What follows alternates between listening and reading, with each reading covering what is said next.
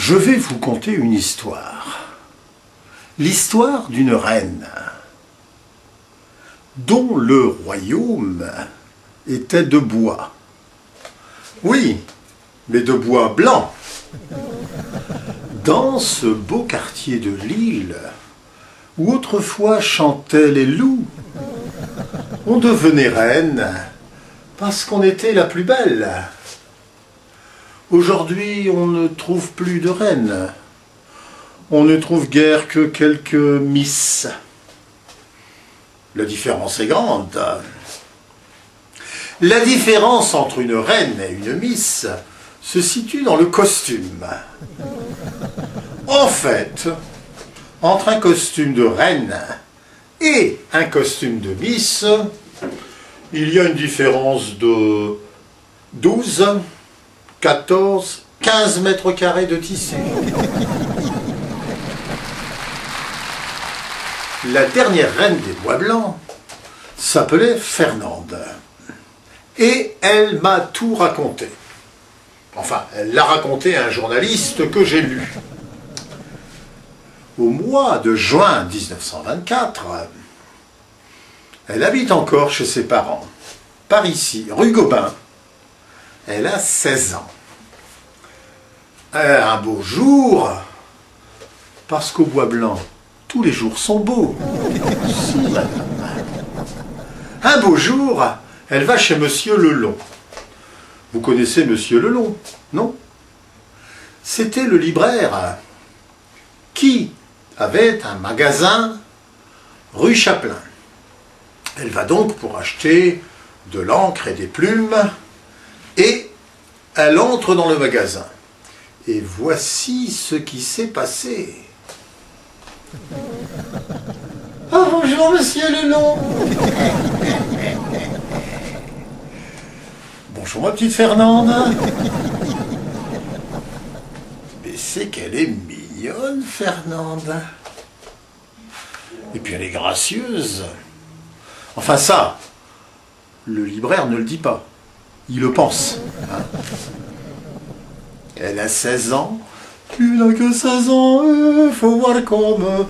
Ça, il ne le dit pas non plus. Il chante dans sa tête. Mais maintenant, il parle. Écoute, Fernande. Le comité des commerçants des Bois Blancs, dont je suis le président, va élire, dans quelque temps, la reine de beauté du quartier, et tu vas t'inscrire. Ah, vous croyez, Monsieur Lelon? Oui, bien sûr. Tiens, voici donc le papier d'inscription, ramène-le-moi rapidement. Et voilà notre Fernande partie retrouver ses parents avec son petit papier d'inscription. Papa, maman, je vais faire le concours de la reine. Le père. Non. Maman, il veut pas que je fasse le concours. Je voudrais faire le concours de la reine. La maman. Oui, ma petite. Alors, je vois ici quelques couples expérimentés dans ce genre de situation. La situation, c'est papa dit non. Maman dit oui. Donc, en définitive, ce sera oui. Marcel, ne fais pas cette tête. On dirait que tu as déjà vécu la situation. Et le dimanche suivant, c'est le concours. Il y a un grand jury composé de 10 commerçants, les plus observateurs du quartier en matière de jeunes filles. Vous avez vu la photo, hein. Il n'y a pas de risque d'atteinte à la morale. Et donc, on procède au vote. Puis on proclame le résultat. Et devinez qui est élu? Fernande? Vous vous en doutiez, monsieur. Eh bien, bravo. Il y en a quand même un qui suit. Voici donc ce que donne la proclamation. Fernande, bip, ça c'est la censure, on ne sait pas son nom, est élue reine de beauté des Bois Blancs. Mes chers amis, en vertu des pouvoirs qui me sont ici conférés, blablabla, attendu que blablabla, chers habitants du quartier, blablabla, je ne vais pas vous faire de longs discours, blablabla, mais néanmoins, et pif en plus, blablabla, etc. Vous le savez, dans les discours, ce qu'on aime surtout, c'est la fin du discours. Dès que l'orateur dit « Et je vous invite maintenant à vous rendre sur les et la petite fête commence. Je dis la petite fête parce qu'à Lille, on avait une coutume particulière, c'est qu'on commence par une petite fête, puis on fait le rebond de la petite fête qui est la grande fête. Alors ce jour-là, évidemment, Fernande s'est vue attribuer son sceptre, sa couronne, elle est reine, c'est clair, mais on lui dit, maintenant c'est fini, on boit un coup et tu rentres à ta maison. T'en reviens la semaine prochaine. Et le dimanche suivant, alors là, on recommence pour une vraie fête lilloise. On a invité des personnalités, des copains, des amis qui viennent d'autres régions. Et pour commencer, il y a des chars. D'habitude, ce sont des chars qui travaillent, qui transportent la bière, qui transportent les matériaux, qui transportent le charbon. Là, tous les chars ont été nettoyés, on a brossé les plateaux, on a nettoyé les roues, on a graissé les ressorts, on a tout repeint, on a lavé les chevaux. On leur a tressé la crinière, on leur a brossé la croupe. Ces beaux chevaux boulonnés qui autrefois frappaient du sabot sur les pavés de nos villes. J'en profite d'ailleurs pour envoyer un message à mon grand-père qui est aujourd'hui là-haut, qui possédait un boulonnet qui s'appelait Bijou, tout comme son voisin avait un boulonnet qui s'appelait Bijou, et son autre voisin qui avait un boulonnet qui s'appelait Bijou, tous les boulonnets s'appelaient Bijou. J'en ai trouvé qu'un.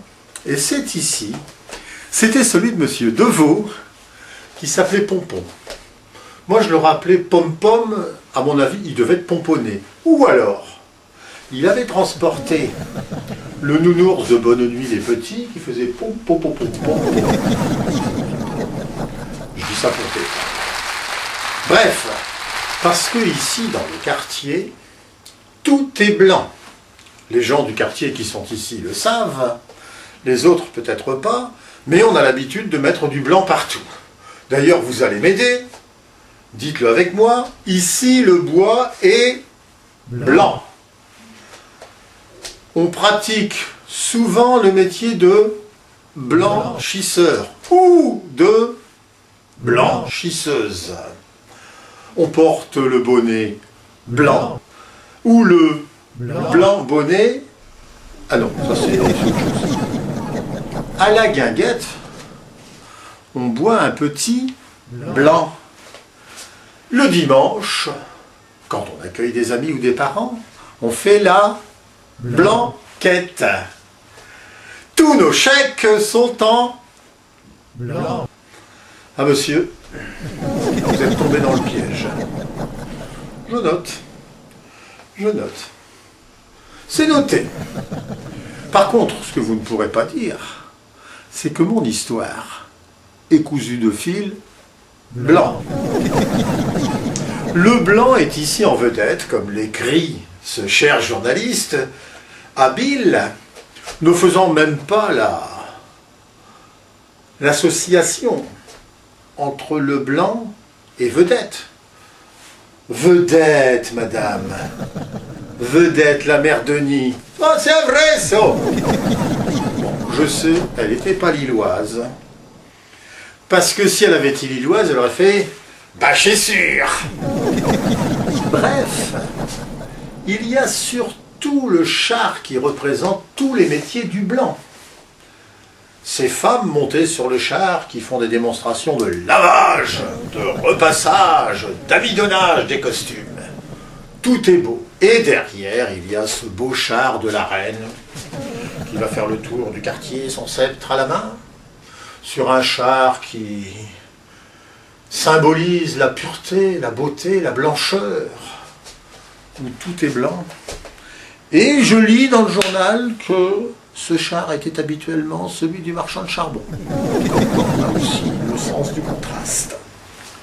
Et il ne faut pas oublier les maraîchers. Pour les gens qui regardent le Tour de France, à la télévision pendant le mois de juillet, il y a toujours des cultivateurs bien inspirés pour faire une belle création où il est écrit « Vive le Tour ». C'est fait avec des ballots de paille ou des boîtes de luzerne. Enfin, on lit depuis l'hélicoptère « Vive le Tour ». Eh bien, les maraîchers, pour la fête de la Reine, réalisaient un immense tableau avec des poireaux, des carottes, des navets, du cerfeuil, du céleri, de la ciboulette, où ils écrivaient « Honneur à la Reine ». C'était formidable. On aurait pu même en faire Miss Légumes.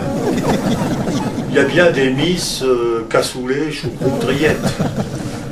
Pour que la fête soit belle et immense, on a mis des musiciens sur les chars, des accordéonistes, des trompettistes, des joueurs de tambour, des braillards comme moi, et on va faire le tour du quartier avec tous ces chars qui vont se suivre.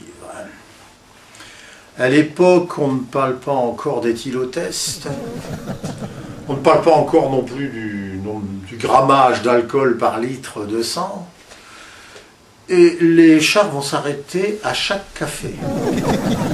Je ne crois pas tout à fait parce qu'il y avait plus de 50 cafés dans le quartier.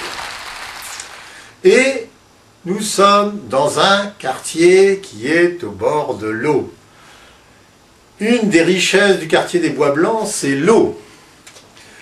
Encore une contradiction. L'eau, le blanc, et ce jour-là, tout le monde était noir, et pas en ayant abusé de l'eau. On boit, on mange, résultat, 20 heures. Rupture de stock, c'est écrit dans le carnet de bord. Plus de viande, plus de pain, et plus grave encore, plus de bière. Alors, comme il est écrit dans le journal, on va se réapprovisionner à Lille. C'est quand même très curieux que des gens qui habitent la charmante campagne des Bois Blancs aille se réapprovisionner à Lille, qui doit être la ville la plus proche. Alors je ne vous raconterai pas le lendemain de la fête, qui devait être quand même beaucoup moins joyeux. Par contre, j'ai noté ceci, à la fin de l'article. La chère Fernande, dernière reine des Bois Blancs en date, avait 16 ans. Et elle dit, ça faisait déjà plus de 3 ans que je travaillais à l'usine. Sans se plaindre, sans rien. Moi, je me dis que nos enfants, quand ils quittent la maison à 28 ans, après 5 ans de brillantes études et 3 ans de chômage non moins brillants, trouvent quelquefois la vie un peu dure. Autre temps, autre culture, et surtout autre fête. Alors je vous le demande, quand referons-nous une vraie fête au Bois Blanc, avec une reine ?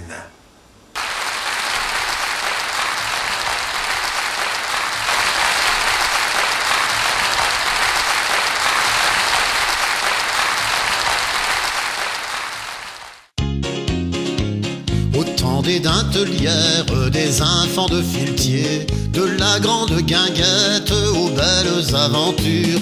On connaissait à Lille une chanson par quartier.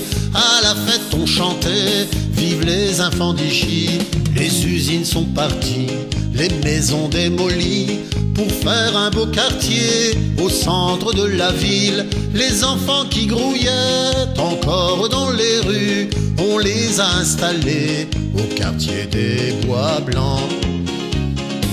Les enfants des Bois Blancs aimeraient bien aussi retrouver une chanson pour chanter à leurs